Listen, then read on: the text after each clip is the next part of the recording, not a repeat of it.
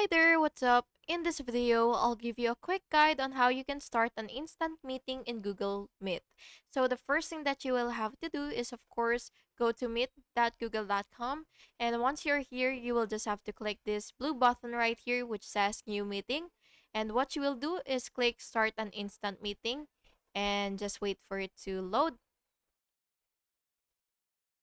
And of course, you can use your microphone and camera, or you can continue without microphone and camera.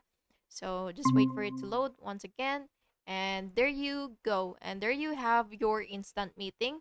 And by the way, you could also copy the meeting link if you want to share it to other people. So just go ahead and look for the link. So it should be right here somewhere.